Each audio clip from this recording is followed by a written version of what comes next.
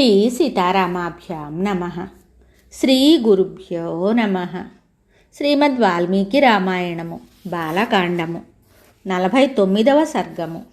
అహల్య శాప విముక్తి. వృషణములను కోల్పోయిన ఇంద్రుడు దీనవదనుడై మహర్షులతోనూ చారుణులతోనూ కూడి ఉన్న అగ్ని మొదలగు దేవతలతోటి ఇలా అన్నాడు.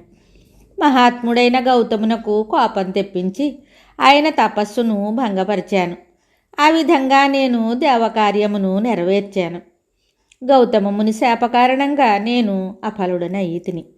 అహల్య తన భర్తచే నిరాకరింపబడి ఆకారమును కోల్పోయింది. క్రుద్ధుడైన ముని మమ్ములను శపించుటచే ఆయన తపశ్శక్తి నష్టమయ్యింది.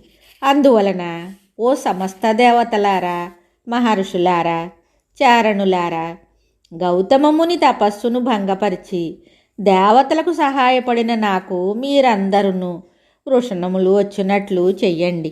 ఇంద్రుని యొక్క విన్నపాన్ని ఆలకించి అగ్ని మొదలగు దేవతలందరూ మరుద్గణములతో కూడి పితృదేవతల దగ్గరికి వెళ్ళి ఇలా అన్నారు. గౌతమముని శాప ఫలితంగా ఇంద్రుడు వృషణములు లేనివాడయ్యాడు. ఈ యజ్ఞమున మీకు సమర్పించబడిన మేషము మేకపోతు యొక్క వృషణములతో ఇంద్రుని సఫలుని గావించండి. మానవులు మీ సంతోషమునకై అర్పించిన ఈ మేషము వృషణములు లేనిదైనను మీకు పూర్తిగా తృప్తిని కలిగింపగలదు. అగ్నిదేవుని యొక్క అనునయమైన మాటలను విని అక్కడ చేరి ఉన్న పితృదేవతలందరూ ఆ మేషవృషణములను ఇంద్రునకు అతికించారు. ఓ రామ, అప్పటి నుండి పితృదేవతలు వృషణహీనములైన మేకలను స్వీకరిస్తూ వారికి అంటే కర్తలకు ఫలమును అనుగ్రహిస్తూ ఉన్నారు. ఓ రాఘవ, మహాత్ముడైన గౌతముని తపప్రభావమున అప్పటి నుండి ఇంద్రుడు మేషవృషణుడయ్యాడు.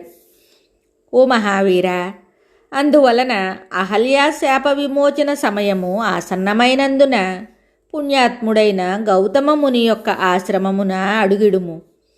దివ్య సుందరియు మహాత్మురాలును అయిన ఈ అహల్యను తరింపజేయుము. ఈమెకు శాప విముక్తి కలిగింపుము అన్నాడు. విశ్వామిత్రుని ఆజ్ఞను అనుసరించి రాఘవుడు లక్ష్మణునితో కూడి ఆ మహర్షి వెంట గౌతమాశ్రమమున ప్రవేశించాడు. తరువాత శ్రీరాముడు వాయుభక్షణాది కఠోర దీక్షతో కూడి తపఃప్రభావమున కాంతిమయముగానున్న ఆ మహాత్మురాలిని ఆ అహల్యాదేవిని చూశాడు.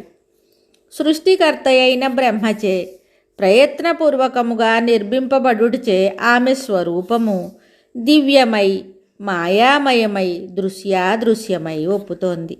వృక్షములచే పుష్పములచే కప్పబడిన ఆమె మంచు చేతను మేఘముల చేతను ఆవరింపబడిన పూర్ణచంద్రప్రభవలే విలసిల్లుచుండెను. ఇంకను ఆమె నీళ్లలో ప్రతిబింబించుచున్న సూర్యకాంతుల వలెను పొగచే కప్పబడిన అగ్ని తేజస్సు వలెను తేజరిల్లుచుండెను.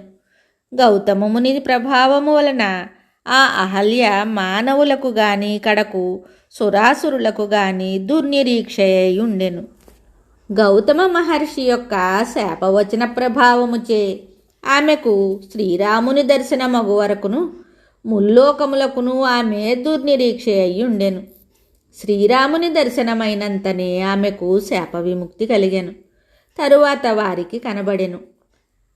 అప్పుడు అచ్చటికి వచ్చిన రామలక్ష్మణులు గౌతమ మహర్షి పత్ని యొక్క పాదములను సేవించారు. తరువాత ఆమెయు గౌతమముని మాటలను స్మరిస్తూ రామలక్ష్మణులకు పాదాభివందనం ఆచరించింది. తరువాత అహల్య ఆ రామలక్ష్మణులకు అర్ఘ్యపాద్యాది అతిథి సత్కారములను నెరపింది. వారును ఆ మర్యాదలను విధి విధానముగా స్వీకరించారు. తరువాత దేవతలు దుందుభులను మ్రోగిస్తూ పుష్పవృష్టిని కురిపించారు. గంధర్వులు గానం చేశారు. అప్సరసలు నృత్యములు చేశారు. తన ఆశ్రమానికి శ్రీరాముడు విచ్చేసిన విషయాన్ని గ్రహించి గౌతమ మహర్షియు అక్కడికి చేరాడు. తపోబలముచే పవిత్రురాలై పతిచెంత చేరిన ఆ అహల్యాదేవిని బాగు అని ప్రశంసిస్తూ దేవతలామెను పూజించారు.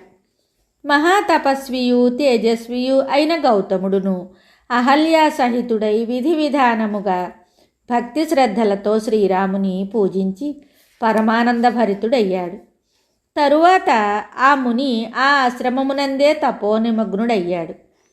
అంతటా శ్రీరామచంద్రుడును శాస్త్రోక్తముగా గౌతమ మహాముని అనర్చిన పూజలను స్వీకరించి లక్ష్మణునితో కూడి విశ్వామిత్ర మహర్షి వెంట మిథిలా నగరమునకు బయలుదేరారు.